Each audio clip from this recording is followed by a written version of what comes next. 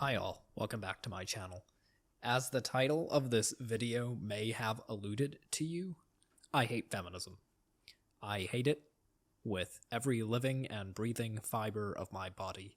It's self-entitled, confused, insulting, and relies on distorted reasoning. There are many different styles and types of feminism, and its history can be traced back to not only the suffrage movements in the early 20th century, but also is embodied by independent female leaders of ancient times such as Cleopatra, Joan of Arc, and Theodora. Its effects are so broad and vast that it spans virtually all points on the left-right spectrum, with leaders such as Eva Peron and Margaret Thatcher acting as symbols of it respectively. I'm going to try to denounce feminism with as little resources as possible. Just Wikipedia, Google, a few random outside sources, and some common sense. Right before we start, I would like to open by stating formally and explicitly that I do not condone physical harm and rape, and really any crime in general directed towards women. Believe it or not, I do not like the sex trafficking and outright physical assault of women embodied by some famous modern figures. I do not seek to physically harm anyone in order to push my platform. Another related disclaimer should be made that I am against feminism, not the gender inequality prevalent in Saudi Arabia or Iranian society. Gender equality refers to the granting of rights and liberties unaffected by gender, while feminism refers to the socio-political ideologies. Believe it or not, I'm not against the right of a woman to take off her hijab or drive or get an education or find employment or whatever. As such, I won't be covering their situations in this video. Last thing, I tried as much as I possibly could to reduce the size and length of this piece, but unfortunately I couldn't. It was simply too hard to splice some of this into several videos. There's a certain merit to not over-parceling off my attitudes on the matter into too many sub-videos and just compiling all my stances on feminism into one video. Right then, the outline. Let's outline this presentation as follows. Firstly, talk on the different styles of feminism and the ones I'll be critiquing in this video. Discussion surrounding the gender wage gap debate. And lastly, my own standpoint on women and gender politics based on my own personal experiences. And without further ado, let's get started. Different styles of feminism.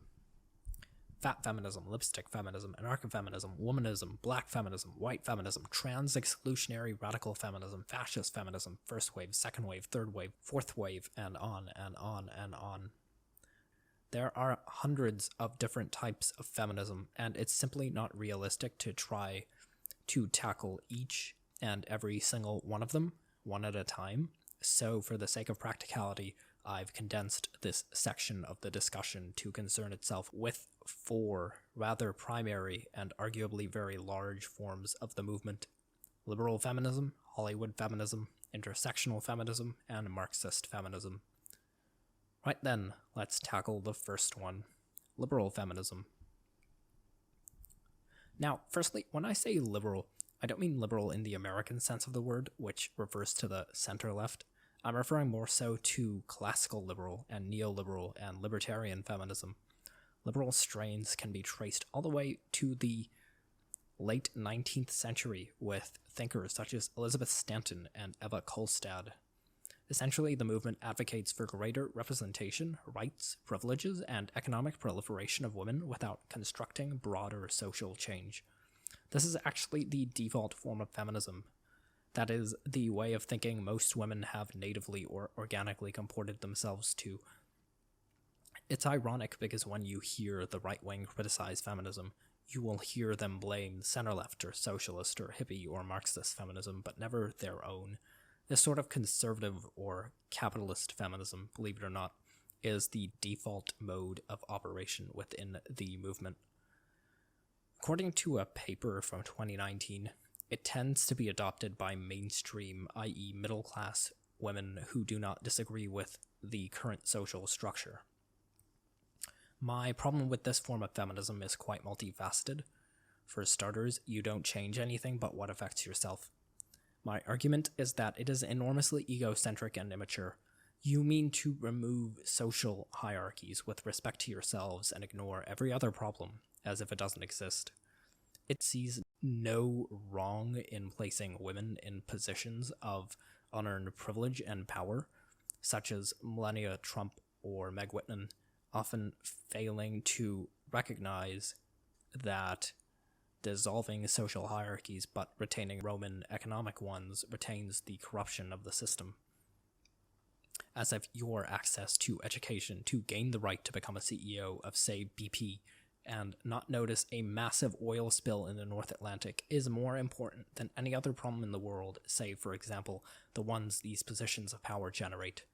As like saying a woman in charge of the NSA and its dirty laundry does nothing wrong. This argument also implies one more thing, that liberal feminism seeks to convert women into men. And take note of this argument, you'll see it pop up later on. Women have their own identities, their own discrete attitudes and mindsets. They do not share certain sociological properties that men hold, and by forcing them to play the roles of men, we are essentially modifying them away from their arguably intended roles. To adopt more drive and ambition than they natively have, we are mutating them away from comporting themselves towards more potentially nurturing, agreeable, and giving attitudes that traditional women bear. Being a traditional woman isn't as oppressive as you think it is. There is nobility in being a housewife or a soft-hearted mother of two who works, say, full-time as a nurse. It wouldn't be oppressive to be a middle-class chef and agreeable mother who, for example, say, agrees that top CEOs make too much money. You don't need to be a CEO to be a valuable member of society, male or female. Every time I think of toxic liberal feminism, I can't help but think of Jan Levinson. She truly is a terrible person. She's clearly narcissistic, arguably sociopathic, self-destructive, potentially borderline, insensitive, and cruel, and an embodiment of the successful, self-righteous, independent woman. If a person like that were to say to me that the only problem in life is the fact that she was not allowed to become more successful, that the unions and the deviants with autism should be kept down, I would not believe it. If you feel that money is not the root of all evil, so that is the be-all, end-all solution to all problems, I reject you. That is not only egocentrism, but also self-unawareness and the lack of ability to see danger in other hierarchies that exist in the current environment. Not to mention the fact that it totally ignores how if men like Donald Trump can fail upwards, then why can't incompetent women like Jan be any different? Number 2, intersectional feminism. One of the more popular strains of the movement you see emerging in the present day, because it advertises itself as more inclusive, is intersectional feminism. Wikipedia defines intersectionality as an analytical framework for understanding how aspects of a person's social and political identities combine to create different modes of discrimination and privilege. It attempts to define the female situation as one limited by male privilege and social inequality, and serves to act as an all-inclusive alternative to white feminism, it being considered too conservative and exclusionary to the experiences of non-white women. This school of thought is based on standpoint theory, that is, the documentation of authoritative knowledge from the personal anecdotes and experiences of an individual. Prevalent within this school of thought is the idea of structural, political, and representational intersectionality. According to the theory, structural intersectionality refers to the different experiences with regard to domestic violence and rape across various races. Political intersectionality refers to how women of color, experience both a gender and a racial bias within the system. This is evidenced by the case of DeGraff and Reed versus General Motors 1976, where 5 black female coworkers suing the firm were turned down in court because they represented accusations of compound discrimination, as they were both black and female. Lastly, representational intersectionality advocates for greater representation, hence the name, of women of color in the media. Intersectional feminists also tend to comport themselves to attitudes such as identifying a matrix of oppression against women, and a rather interesting argument, in my opinion, of the outsider within. That is, the claim that a successful woman of color can feel like she is unwanted or does not belong there due to an unseen alienation problem. So that's the long and short of it. Now, here's my problem with intersectional feminism. Firstly, it's largely based on standpoint theory, so anyone can really have any standpoint, often one such as I was raped or my husband abused me. Also, it seems to have siloed off into becoming a black feminist attack on white feminism, to claim a unique identity within their own race.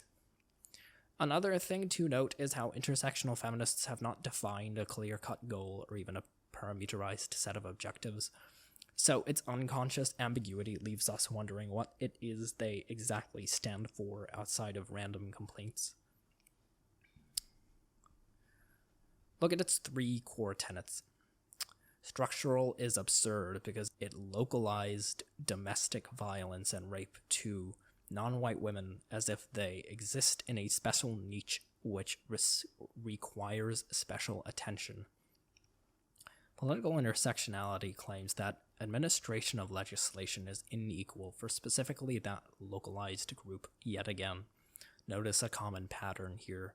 A victim mentality of siloing yourself off into a corner and forgetting your broader utilitarian place in society. With regard to the political cases involving discrimination on both counts of race and sex, I think that activists are missing the point. Whatever limitations the court system has in countries like the United States fails to take into account that any prior discrimination that may have even validly occurred once upon a time is long gone now, as highly democratic models such as the Supreme Court generally do tend to operate free of racial and gender bias. With regard to the case of DeGraff and Reed, the court identified that the defendants could not combine the claims of race and sex. To accuse this statement is a circumstantial accusation, for it could very well have just been that the defendants presented a weak case and could not prove that they were being discriminated on both fronts. Furthermore, the 8th Court of Appeals circuit judge court transcripts stated that the 5 women filed an unsubstantiated charge that General Motors' seniority last hired, first fired system persecuted them because of a reverse discrimination argument which the court could not hear, and thereby it subsequently validated the facially neutral seniority systems, even if prior discrimination before 1970 was not. Also, in respect to gender, one of the accusations made against GM was its absence of women on the assembly line, to which it responded that Missouri state laws prohibited an employer from working women around moving machinery, so it wasn't intentional misogyny. Lastly, the 5 women were also told that they may file another court case, this time for only racial or only sex discrimination, so it was not made on the basis of Jim Crow segregationist leanings. Ironically, their attempts to have their claim consolidated as a second plea, this time for only racial discrimination, was met with a bureaucratic halt, which to me does seem too rigid and inflexible. But that may be written off to the Post-Civil Rights Act of 1968 turbulence and undulating lag, as well as lies beyond the scope of our discussion here. Finally, representational intersectionality is absurd because of the quantity and quality of each influential woman of color in the media. depending by and large on the quantity of such females who actually try out these career paths, and how many candidates aligned with this demographic factor auditioning as actors, runway models, singers, etc. And besides, we already have powerful women of color such as Beyoncé with misandrist undertones declaring girls rule the world and making films such as the female Ghostbusters movie. They seem to end up petitioning for superiority more so than they bid for equality. Another singular point of interest is the way they localized the interaction effect to themselves with the theory of the outsider within, again recycling this notion that the discrimination they subjectively feel they experience is not only there, but also special and requires more attention than usual. The interaction effect of undiagnosed alienation situations is prevalent to not only women of color in a special way, but also men with or without color in a special way. Plenty of male deviants tend to be ostracized, resented by the herd, held outside the majority, forced away because society has deemed them unworthy of just placement, often as a result of some disability or illness they are stuck with, such as autism or Tourette's or syphilis. They made a home for themselves in a school of thought which became known as continental philosophy, and encompassed brilliant minds such as Friedrich Nietzsche, Albert Camus, Arthur Schopenhauer, and Fyodor Dostoevsky. And thus, there really is no such thing as we are the special minority which is being especially ostracized, because that argument gets drowned out by the cries of help of unwanted men who also faced the same psychological segregation in their own lives. This observed interaction effect is a generalizable phenomenon that occurs when society's herd is ignorant, so it filters out those who do not conform to its mold, be it male or female. We'll study alienation more in depth in a later video, its dynamism, and what really causes it, in my opinion. Finally, let's not forget their ridiculous notion of a matrix of oppression. It's arrogant to think that way. It's self-entitled, daring to deem itself as a special group of special victims, as opposed to just accepting that not every single thing in life boils down to racism or sexism. And thus, I conclude intersectional feminism is very anarchic and fallacious in nature. It's not matured or even directed enough with a clear set, tangible, verifiable goal to be made ready for the masses to ingest. And now, let's dive in and explore a form of feminism that represents the merger and intersection of liberal and intersectional feminism, and that is woke feminism. Basically, a new sort of feminism began to pop up on Hollywood around the late 20th and early 21st century, in and around, and gradually grew stronger as the years unfolded. This kind of feminism became dubbed woke feminism. You see, liberal and intersectional feminism really manifests itself at its peak in the media, especially on Hollywood. I'd like to touch on a few examples and select the most profound of these media products, and last but not least, tie it back to how liberal and intersectional feminism co-align in this department to manipulate their viewers. Hollywood is a business, and it follows a very simple corporate model. Show people what they want. It's a fairly simple strategy and turns out to work rather well. During the liberal New Deal years, it generally featured movies like Mr. Smith Goes to Washington, It's a Wonderful Life, the notorious donkey amusement park scene in Pinocchio, and one of my favorites, The Monkees. It even put forward more boldly proto-socialist programs like Highway to Heaven and Columbo during the backwards recession years of the 1970s. During the Reagan era, and rolling forward into the dot-com euphoria, we saw the proliferation of more conservative TV shows such as Magnum PI, Matlock, and Heart to Heart, as well as a marginalization of the old-school rich villain. And during this modern, or rather postmodern, highly socially liberal era, it banks on the fact that people have comported themselves to victim mindsets and attitudes, with "I am being wronged" or "I am being oppressed," typically by males or Caucasians or some middle-class moderates who represent the status quo. We see this in films such as the new Mulan, the female Ghostbusters movie, the female leads on X-Men, the introduction of Rey in the Star Wars franchise, and on and on and on.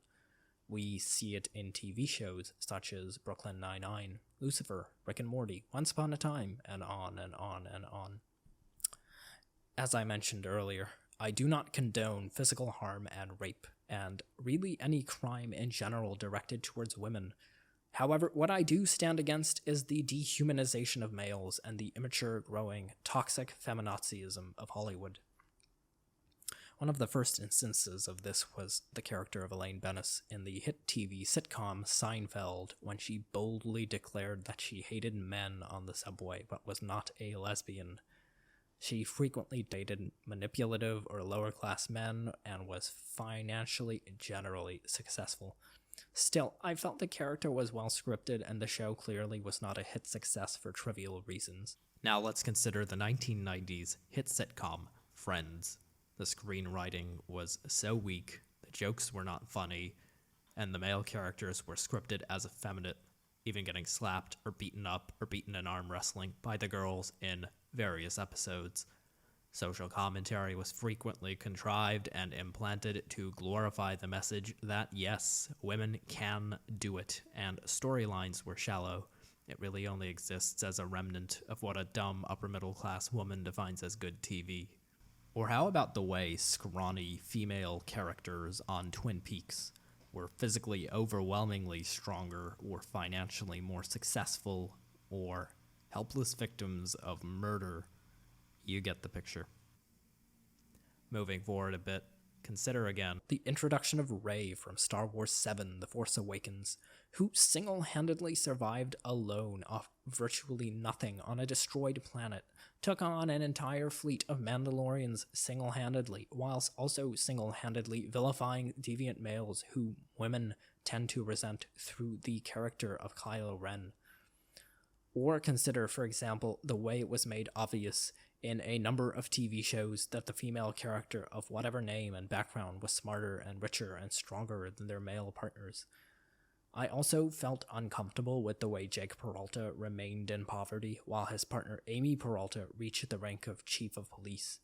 Although the premise of Brooklyn Nine-Nine was Jake's brilliance and immaturity, instead of maturing his character over the course of the 9 seasons and making him chief of police, which would have likely been considered sexist. The show, like many others, fell into the trap of thinking that the only way a woman can exist is if she makes more money than the people around her or is a better black belt in jiu-jitsu. And it's not just Hollywood, surprisingly. On the British program Sex Education, Jean lived in a mansion on a part-time counselor and somewhat good author's salary, dated a plumber, had a sex-obsessed ex-husband, while a female black girl became the male jock's tutor and a superior intellectual. And the female lead Maeve Wiley outranked any male student off a so-called predefined intellectual superiority, which was somehow simply there inside of her, off of natural selection and reading feminist literature. Not to mention how firmly vilified male characters either got kicked out of school, lost their jobs, or something else. You get the picture. Beware of the rich wife, poor husband trope.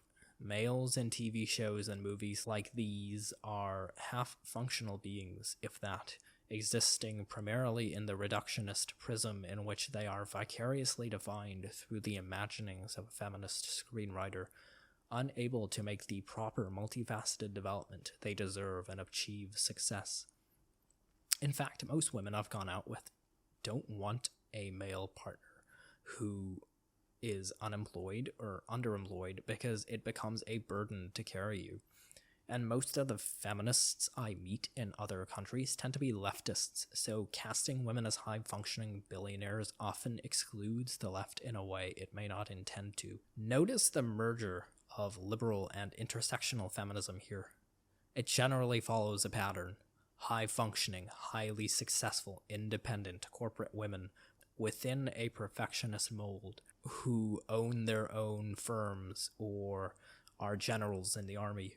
They are often magically ordained with much more skill and talent than the men around them in whatever corporation or army they exist within, dating or marrying men of significantly lower income stature in an intentional push at the viewer. These women are often of various races, sometimes white but not always, and topics addressed in these shows often present rape or domestic violence as serious issues in their episodes. A perfectionist model of a neoliberal or classical liberal order open to various races intersecting in one nexus with a convenient rape culture blanket in case that does not work. These films and shows are also setting another tone in the minds of women, that they have to be bold and daring narcissists in order to be strong women, as opposed to just being strong in the way a mother of two who raised her kids in a small town while working as a nurse is strong. Is that not a challenge? Are these more humble women not commendable? This is a movement that entitles women into thinking that they deserve to be billionaires, say now, without any work experience. These are people with a wrath and scorn that they are down in life, very possibly in their own eyes only, and demand some sort of warped recompensation for it. And imagine what it's teaching our boys. Should we be teaching them that a woman can beat them up, and that they should be cashiers at Walmart because they're pawns in a larger political agenda? We need a world which encourages the rights of men to be represented as benevolent leaders and good guys too, and not for any connected political reasons. The second wave feminists of the 1960s had a slogan, "The personal is political." It's a complex phrase with many interpretations, but feminists all basically agree that it means the personal experiences of women are rooted in their political situation and gender inequality. And that statement is true for men as well. Your attitudes towards us, shoving a superiority complex at us through film and TV shows and songs such as Girls Rule the World, deeply and personally affects us as men, because in reality our personal experiences with harsh and irrational women are equally as relevant when we ask for men's rights. And also, grow up, Beyonce. No one rules the world. We're not in the Roman Empire anymore. Which brings me to the last style of feminism, Marxist feminism. Leftist feminists are unique because, unlike neoliberals who argue for the right to become billionaires, they are more concerned with the pursuit of social equality and equality of outcome. They often see social hierarchy and economic hierarchy as interconnected, and often feel that the patriarchal nature of things around them limit them and must be fought or overthrown. Engels writes, "The first-class oppression coincides with that of the female sex by the male." Marxists also generally tend to advocate for a, as ridiculous as this seems, wage rate paid by the government to housewives, the logic being that they deserve it based on the labor they provide their family units. They refer at times to the role of an unpaid housewife as domestic slavery and demand emancipation from it. My argument against Marxist feminism is as follows. Point 1. That social and economic oppression do not occur in tandem. You can have an activist campaigning for workers' rights and not campaigning for pro-choice on abortion stances at the same time. You can have an economic conservative be a social liberal. So not all social and political hierarchies are intertwined that way. Point 2. That equality of outcome must be argued for in another way, specifically without assuming that the unemployed provide a sort of emotional labor which must be vindicated, because we have no confirmation of that. How do you know they didn't just choose to become housewives because it's easier, or because despite its valued emotional contribution, it is still a voluntary choice of unemployment? This is why I believe that greater social equality should not be extended to the unemployed. Just a basic social safety net in the event we can prove they actively seek out work. It also operates under the assumption that being a housewife is oppressive. I admit it is not the same as being a CEO or a hedge fund manager, but it's still an honorable position in society. It's honest. You're not a criminal or a vagabond. You provide an emotional and social value, and just because it is not compensated does not qualify you as a victim. Point 3. This discussion also implies the following: that patriarchal structures allegedly present are not. Those of you who evidence social dependency and domestic violence need to understand that there are already plenty of victim assistance programs provided by the local police, and in fact, a lot of women in practice don't really always need evidence to claim domestic violence, at least initially. So they can just march down to the police station and claim that it has occurred without any proof, even though they will eventually need evidence sooner or later. Gender wage gap debate. I can't make an unironic video about why I hate feminism and not at least mention the gender wage gap debate. In the United States, the female wage has been estimated at 79% of the average males, while in other nations such as Italy and Portugal, the gap is just under 10%, and in Finland under 1%.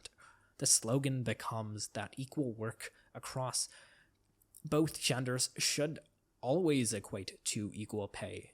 And why should a woman receive a lower salary for the same work a man can do?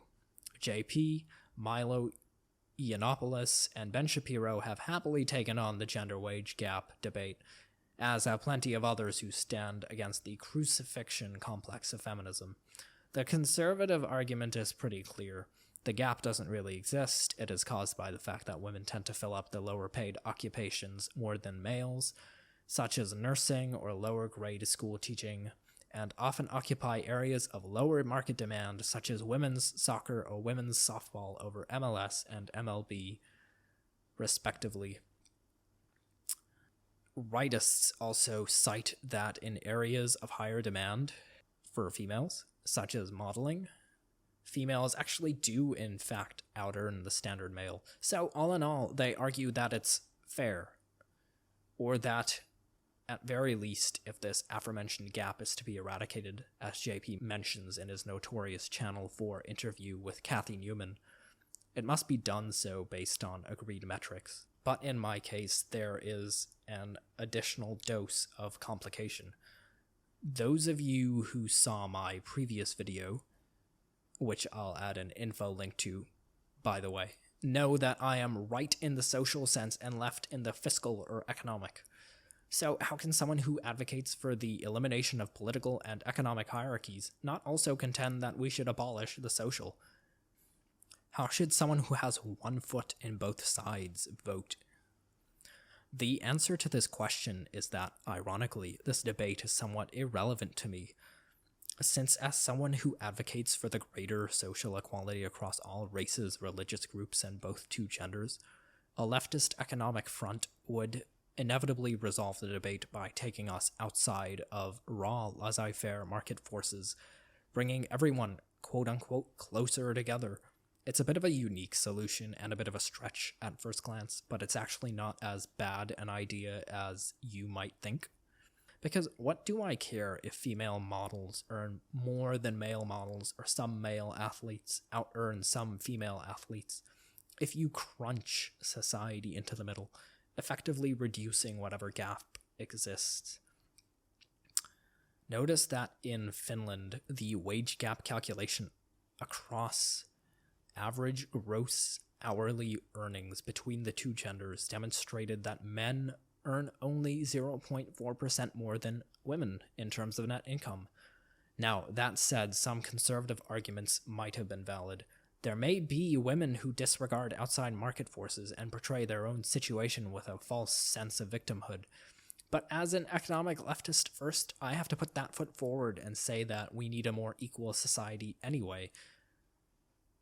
So why not kill two birds with one stone by reducing the general disparity amongst classes in society to alleviate some lesser correlated subproblems? I am not a conservative who defers everything to market forces or a liberal who espouses victimology. I believe that this is classified under the general social equality debate and could get resolved from within it. It's ironic, because of all things to not pick a bone with in terms of feminism, this hot topic is the one, and that's how I resolve the alleged or apparent contradiction. My standpoint. We talked a little bit about standpoint theory before, and how it subjectively orients an individual's perspective as a foundational block for intersectional views. Now, I'm not an intersectional feminist, as you probably gathered by now, and while I loathe standpoint theory as an antecedent for victimology, I do acknowledge that everyone has a right to their standpoint, including myself. First of all, I think that it's ironic that some of the main problems I have with feminism are not really addressed by feminism, specifically female irrationality and narcissism. Contrary to the notion that men bear the majority of violence and aggression, I feel that plenty of bullying can result from female irrationality, which has gone unnoticed.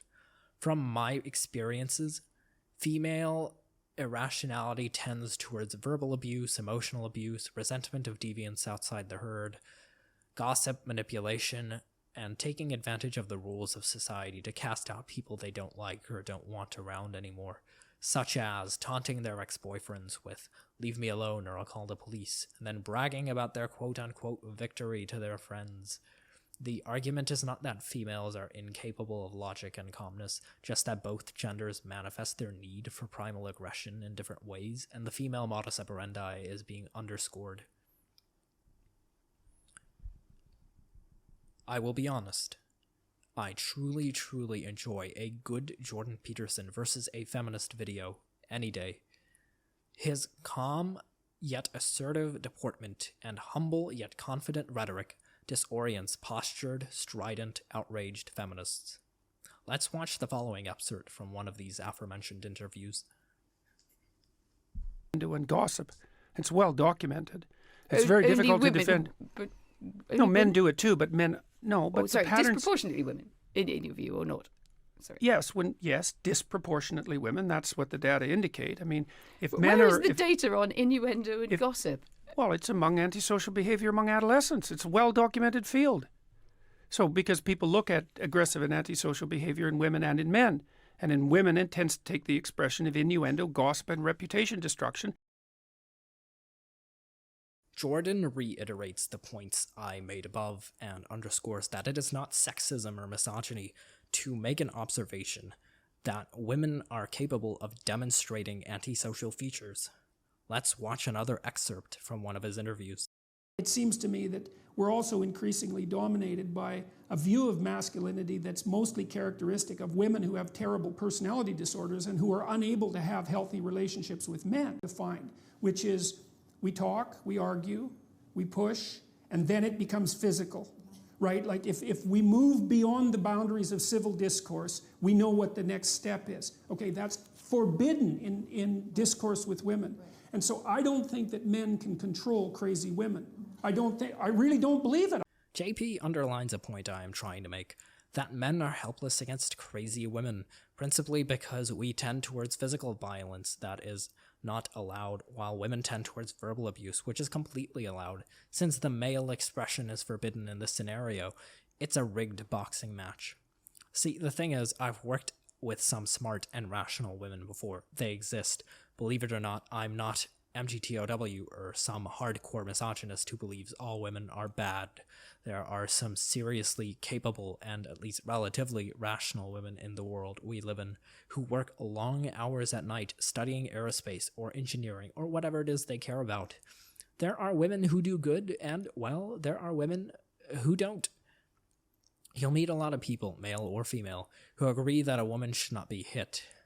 A woman should have the right to call the police at the end of a relationship. A woman can become this, or a woman may do that. But very few people, even on the right wing, who will say, yes, it is concerning that there are so many female love bombers on Tinder.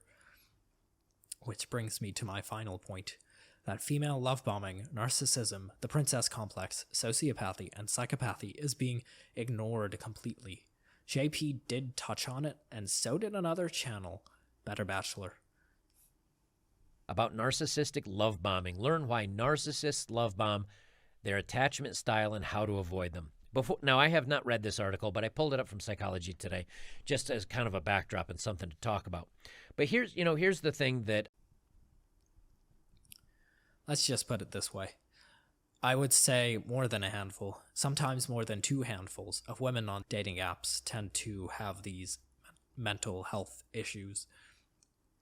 I'm always very shocked and taken aback when people talk about how men tend to be more likely to be psychopaths than women.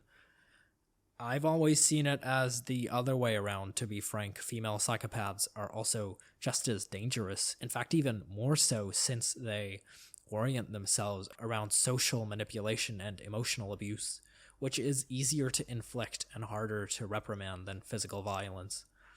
I'm a little concerned that we see women as more agreeable than men when they, at least in Western societies, tend to be very assertively independent people and unafraid of making strong decisions. So I begin to debate a little bit how accurate the existing notions within the literature are. What concerns me is not the phrase strong women, it's how that phrase is being used, rather. It seems to be a vessel for any Jane Doe who is a narcissist or a sociopath, or is simply too unapologetically explosive to be tamed, as opposed to strength coming from resilience after abuse, or strength coming from long work hours in the nighttime. I know that it's a lot to take in for some of you, but it's necessary for me to state these opinions, because it needs to be said, and not many people are saying it. Conclusion. So anyway, those were my views. I almost certainly, certainly pissed off some of you, but I was honest. And hopefully I articulated my opinion thoroughly and coherently, sparking a discussion rather than a fuse. There were quite a few hot topics that I wanted to present, but were ultimately secondary in priority. These include divorce laws, domestic violence laws, abortion, child custody battles, the Me Too movement, Title IX, and other men's rights platforms. So they'll have to be portioned off, for the sake of time, into other videos. But that's okay. Thank you all for watching, and if you enjoyed, remember to like, share this video, all that stuff, and subscribe. Cheers.